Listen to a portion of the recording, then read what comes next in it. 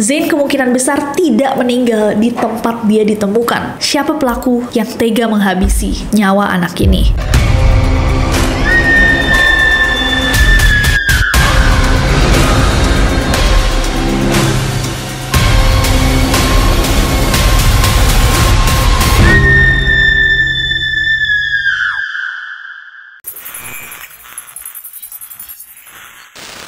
Hey guys, it's Nessie and welcome back to Neror. Kalau kalian belum subscribe ke channel ini, jangan lupa klik tombol subscribe-nya, terutama untuk kalian yang mengikuti kasus-kasus belum terpecahkan seperti kasus yang kita akan bahas malam ini. Kasus yang kita akan bahas malam ini adalah kasus yang lagi rame banget guys di Malaysia. Dan Karatika lagi di request banget juga sama Neroris. Jadi, 6 Desember 2023 kemarin, ada seorang anak berusia 6 tahun pengidap autisme yang ditemukan meninggal dunia di Malaysia di sebuah sungai yang berjarak 200 meter dari rumahnya dia. Dari hasil otopsi diketahui bahwa anak ini adalah korban pengakhiran hidup. Olah TKP dilakukan dan lebih dari 2.000 orang diperiksa. Tapi sampai saat ini, pihak kepolisian Malaysia masih belum bisa mengungkap siapa pelaku yang tega menghabisi nyawa anak ini. Kasusnya jadi ramai banget dan muncul teori-teori di masyarakat karena banyak banget orang percaya bahwa mereka tahu siapa yang bertanggung jawab atas meninggalnya Zain Ryan. Langsung aja kita bahas kasus ini, so without any further ado, stop senyum-senyum, cause shit's about to go down. Jadi kasus ini menyangkut seorang anak berusia 6 tahun. Kalian udah tahu bahwa aku benci banget kasus-kasus yang sebenarnya berhubungan sama anak kecil karena aku selalu gak tega. Zain Ryan Abdul Matin atau Zain Ryan adalah seorang anak laki-laki asal Malaysia yang berusia 6 tahun. Dia adalah anak pertama dari pasangan Ibu Ismanira Album Manaf dan Bapak Zaim Ikhwan. Dan sejak lahir, kayak tadi aku bilang, dia itu mengidap autisme. Zain sama papa dan mamanya tinggal di sebuah apartemen namanya Apartemen Idaman di Petaling Jaya, Selangor. Dan menurut para tetangganya, dia tuh anak yang pendiam, jarang ngomong sama orang, penurut, dan dia selalu ditemenin sama mamanya. Bahkan kalau dia main-main doang, dia tuh selalu ditemenin sama mamanya. Pada 5 Desember tahun 2023, jam 6.36 malam, mamanya Zain itu nge-post sesuatu di Facebook. Sebuah kabar yang sangat mengejutkan. Menurut postingan itu, Mama Zain menulis bahwa Zain itu hilang sejak jam 12.30 siang. Sebelum dia hilang, dikatakan bahwa Zain itu cuma izin untuk bermain di taman. Postingan ini tentunya mengejutkan teman-temannya di Facebook. Orang-orang yang berteman sama mamanya Zain di Facebook itu ikutan panik. Dan beritanya semakin menyebar sampai besokannya jam 11.16 pagi, penduduk setempat itu diminta untuk membantu mencari Zain karena pencarian yang dilakukan dari malam sebelumnya itu tidak membuahkan hasil. Zain masih belum ditemukan dan belum juga balik ke rumah. Jam 16.12, beberapa anak yang baru pulang sekolah mengaku melihat Zain masuk ke daerah hutan atau semak-semak. Bahkan ada juga yang sempat melaporkan bahwa mereka melihat Zain bermain di lantai 3 apartemennya, tapi sempat lari saat ada orang lain. Jam 16.27, operasi pencarian masif pun dilakukan dengan melibatkan Departemen Pemadam Kebakaran dan Penyelamatan serta Kepolisian Kerajaan Malaysia yang membawa anjing pendeteksi K9 di sekitar area apartemennya Zain. Damansara Damai. Jam 19.27 atau sekitar setengah 8 malam, lebih dari 24 jam setelah Zain menghilang, petugas sama masyarakat masih belum bisa menemukan Zain. Bahkan pada saat itu sama sekali tidak ada petunjuk yang bisa mengarahkan mereka ke Zain. Jam 9 malam, petugas melakukan operasi penggeledahan door to door 2.482 unit di 18 blok apartemen idaman. Jam 22.00, jam 10 malam, Kapolres Petaling Jaya, Asisten Komisaris Muhammad Fakhrudin itu mengatakan bahwa jasad Zain ditemukan oleh seseorang. Seorang warga bernama Faizul Najib. Faizul Najib ini menemukan jasadnya Zain di kawasan sungai yang jaraknya 200 meter dari apartemen keluarga Zain. Dalam keadaan betul-betul dalam keadaan tidur mengiring. Allahu Akbar. Kita jangka dia memang, kita ingat dia macam penat keletihan, dia tidur sekejap. Itu yang saya rasa kena saya jerit panggil ambulans. Tapi bila tengok betul-betul tak sangka dah meninggal kan.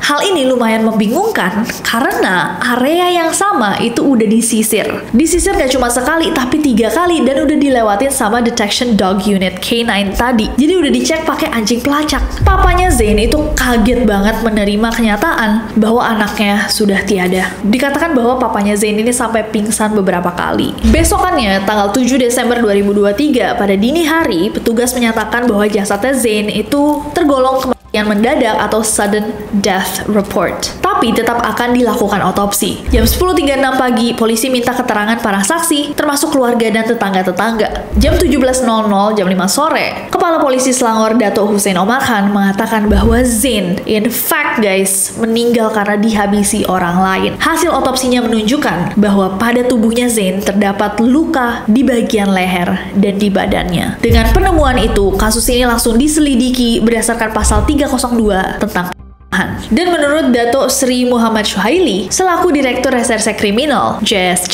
dari Bukit Aman, Zain kemungkinan besar tidak meninggal di tempat dia ditemukan. Dan diperkirakan saat dia ditemukan itu, Zain sudah meninggal selama 48 jam. Apa yang kita dapat tahu daripada maklumat postmortem dan kemungkinan within 48 hours. Mangsa tapi ditemui kemudian pada hari yang hampir hari yang kedua lewat malam. Ya, mengambil daripada situ kita boleh merumuskan bahawa mangsa tidak di tempat kejadian.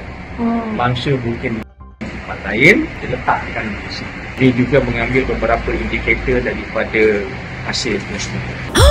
Dia kan ditemuin besoknya. Ibunya bilang ya anaknya hilang H-1. Inilah kalau nggak pernah nonton Error. Itu dia nggak tahu waktu kematian bisa ditentukan sama otopsi. Sorry. Jam 18.00 pada hari itu, jam 6 sore, lokasi penemuannya Zain, jadi si sungai itu ditutup sama polisi dan polisi mulai melakukan segala cara untuk mencari bukti. Dan 1 jam setelahnya, jam 19.00, jasadnya Zain dikebumikan. Nah, besoknya lagi, tanggal 8 Desember 2023, pihak kepolisian melakukan pencarian secara massal. Dicari tuh sidik jari orang-orang di area yang memiliki catatan kriminal, termasuk orang-orang dan kelompok-kelompok dengan pelanggaran seksual, itu semuanya dicek. Sehari setelah itu, petugas mengumpulkan informasi dengan bukti-bukti untuk menyidak seluruh unit apartemen idaman. Jadi bener-bener guys, semua apartemen yang ada di blok apartemen idaman itu dicek. Sehari setelahnya, 10 Desember, selain mengambil sampel di rumah keluarganya Zain, polisi juga memeriksa sebuah toko yang ada di dekat blok apartemennya Zain, dan Kapolres Selangor mengatakan bahwa selain keterangan dari pihak keluarga, tetangga, dan juga saksi-saksi lainnya, polisi mengambil sampel DNA 228 orang dari 2.480 unit apartemen dan toko yang ada di blok apartemen idaman. 11 Desember, polisi menerima beberapa rekaman dashcam dari para pemilik kendaraan yang ada di apartemen. Jadi at this point, kayaknya semua orang tuh mau memberikan bukti yang mereka punya untuk membantu kepolisian untuk menangkap siapa kira-kira yang melakukan ini pada Zain. Bahkan orang-orang yang punya mobil di parkiran di apartemen itu semua ngasihin rekaman dashcamnya ke polisi. 12 Desember, polisi memeriksa isi dashcam dan meminta Departemen Irigasi dan Drainase JPS untuk menyedot penampungan air di TKP. 13 Desember, polisi menemukan sepotong kaos kaki di penampungan air dekat TKP, dan polisi juga menangkap 3 orang dari hasil pemeriksaan sampel DNA. Tapi 3 orang ini sebenarnya ditangkap bukan karena kasus yang berhubungan sama Zain, tapi karena penggunaan narkoba. Jadi in case emang ada relasinya juga sama kasusnya Zain. 14 Desember, polisi mendapatkan keterangan dari 2 orang saksi yang mengatakan bahwa pada hari Zain hilang, tanggal 5 Desember itu, mereka melihat Zain ada di lantai 2 dan 3 dari blok R sekitar jam 5 sore. Wait, di hari dia hilang, dia kelihatan masih ada di blok apartemennya, tapi hasil otopsi bilang bahwa dia meninggalnya 2 hari sebelumnya. Atau mungkin hasil otopsi kadang-kadang bisa miss kali ya. 23 Desember, kepolisian Bukit Aman meminta bantuan polisi internasional, Interpol, dalam mencari bukti untuk kasusnya Zain yang sudah masuk ke dalam tahap 3. Kita diminta bantuan daripada Interpol dalam database mereka sebab ada beberapa maklumat walaupun bukan konklusif, tetapi yang boleh bantu serta kita pun ada sedikit maklumat yang mereka, yang Interpol boleh semak dalam database mereka. 28 Desember, meskipun belum ada nih petunjuk baru, polisi menyatakan bahwa mereka tidak akan menutup penyelidikan. Dan sekitar 10 hari setelah itu, tanggal 7 Januari 2024, pihak kepolisian Malaysia mengonfirmasi bahwa mereka menerima informasi Interpol, tapi secara umum. Tidak dijelaskan pasti apa maksudnya, tapi katanya informasi ini bisa menjadi bahan penyelidikan selanjutnya. Sekitar sebulan kemudian, 6 Februari 2024, Yayasan Pencegahan Kejahatan Malaysia, MCPF Selangor, menawarkan hadiah Rp20.000 untuk siapa saja yang bisa memberikan informasi pelaku penghabisan nyawanya Zain. Sekitar 70 juta rupiah.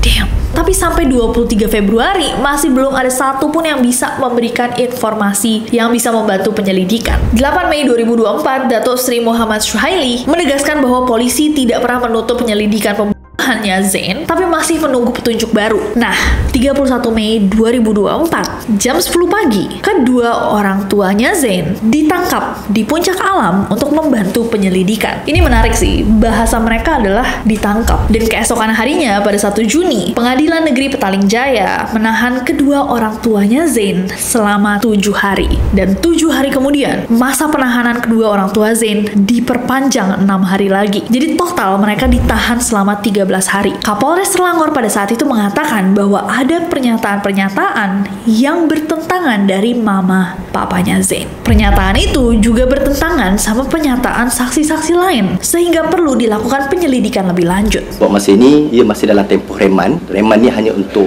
melengkapkan siasatan. Dan kita tidak tahu lagi siapa lagi yang bakal dituduh. Kiranya dah habis siasatan nanti, dan apabila siasatan telah dilengkapkan antara kepada pihak penawar raya, dan mungkin pada waktu itu kita boleh tahulah siapa yang suspek utama untuk kes ni. Of course, sangat terkejut.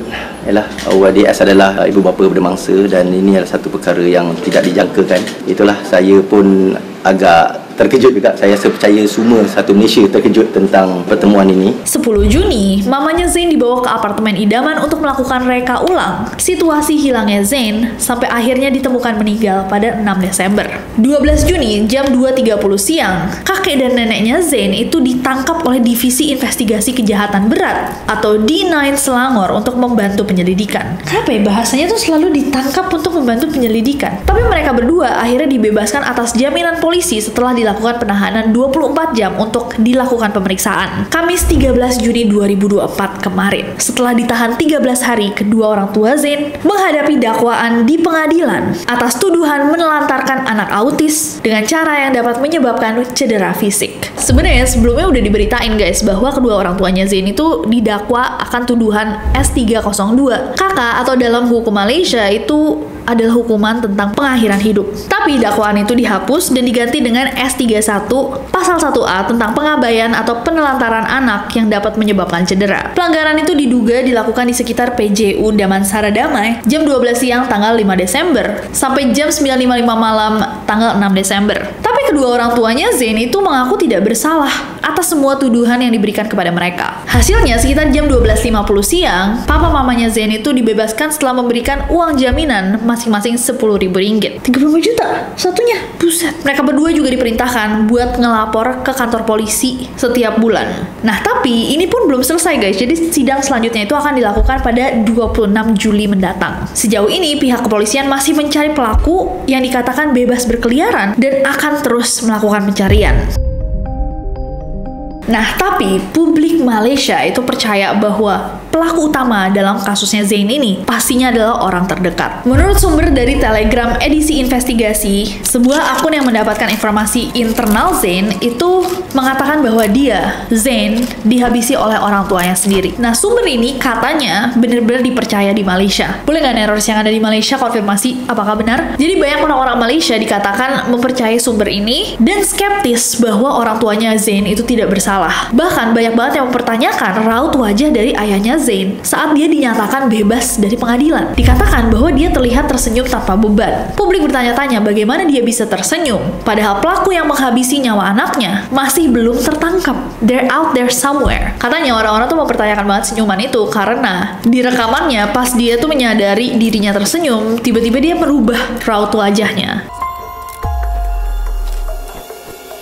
Tapi ya, sampai hari ini, kepolisian kerajaan Malaysia masih belum punya bukti cukup untuk mendakwa siapapun dalam kasus ini karena memang semua barang bukti sudah dibuang. Hah? Jadi ada juga bukti BAP yang di-share sama akun Telegram edisi investigasi tadi. Katanya ini BAP asli gitu ya. Ya Allah, kaget banget. Sorry banget teman-teman di Malaysia. Aku baru tahu korban itu di Malaysia bilangnya mangsa. Shock banget barusan aku baca. B2 telah sampai bersama mangsa di parkir hadapan blok selepas ambil mangsa dari sekolah. Kaget. Jadi kalau menurut Telegram edisi investigasi, Zain itu dicek oleh ibunya sendiri sebelum akhirnya kehilangan nyawanya dan ditempatkan di sungai sejauh 200 meter dari rumah mereka. Kuping kirinya juga Oh my god. Jadi kalau menurut BAP yang di-share nih sama Telegram edisi investigasi, kita nggak tahu pastinya apakah ini BAP yang asli atau tidak ya. But it says, B2 mengajak korban naik ke rumah dan B2 terus berjalan menuju tangga. Tapi dia lalu menyadari bahwa korban itu tidak mengikutinya ya. B2 telah naik ke rumah, menyimpan barang-barang makanan, jadi bahan-bahan makanan yang dibelinya, terus dia turun untuk mencari korban dan telah terdengar percakapan antara dua anak sekolah yang mengatakan bahwa korban itu berlari ke arah kebun. B2 mencari korban di kawasan kebun dan menemukan korban. Korban itu dekat sama sungai dan dia lagi makan daun. Dalam keadaan marah, B2 memukul korban dengan tangan di bagian belakang badan. B2 kemudian mencapai sebatang kayu dan memukul di bagian belakang kepala korban. B2 kemudian mencopot ranting dan daun yang sedang dimakan sama korban ke dalam mulutnya. B2 juga menyumbat sapu tangan ke dalam mulut korban supaya dia tidak berisik. Dalam keadaan marah, B2 mengeluarkan sebilah gunting dari dalam tasnya, lalu menggunting telinga kiri. Oh my god. Lalu telinga kiri korban. Oh my god. B2 juga menggunakan sebilah pisau lipat yang terdapat kunci dan terus menoreh tangan kiri korban. Iya, melukai ya. B2 kemudian memasukkan tali teks, jadi kayak lanyardnya ya, di leher korban dan menarik tali tersebut. B2 kemudian mengirimkan WhatsApp kepada B1, lantaklah nak hidup kematian. Boleh banget teman-teman Malaysia dikasih tahu ini artinya apa. Soalnya kalau di Google rada aneh ya translationnya, saya ingin hidup untuk mati. Tapi kok rada nggak nyambung kalau artinya itu. Tapi sumpah, this is so heartbreaking. Dan ya, aku berharap ini sebenarnya bukan BAP yang asli. Karena kalau misalkan emang bener BAP yang asli, dan maksudnya udah diketahui bahwa fakta-faktanya sedemikian rupa, berarti hukumnya tidak diproses secara benar. Kalau memang para pelaku belum ditangkap.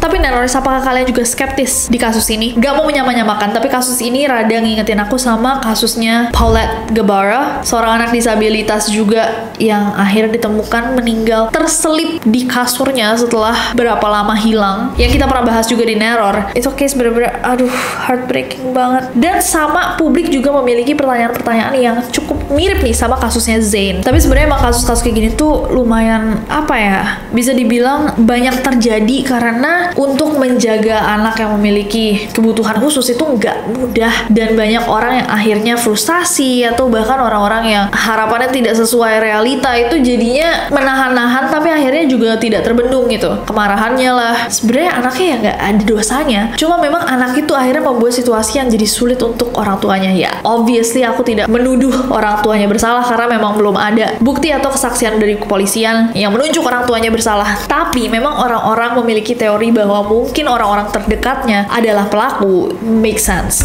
masuk akal, karena it's not an easy life I think, dan gak semua orang bisa lakukan. Jadi apresiasi tertinggi juga untuk orang-orang yang memiliki anggota keluarga yang memiliki kebutuhan khusus. Akhir kata, mungkin kita udah sampai di ujung video. Aku mau baca teori kalian, dan juga guys, kirimkan doa untuk Zain. Semoga dia ada di tempat yang lebih tenang. Nenoris, I love you very much. Jangan lupa subscribe karena aku gak sabar ketemu kalian lagi. Bye-bye. Terima kasih semuanya yang udah merequest video ini.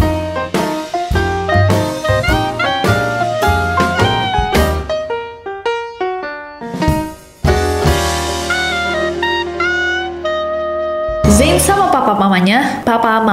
Zain sama papa mamanya. Susah banget tuh papa mamanya. Mereka menerima dakwaan di pengadilan.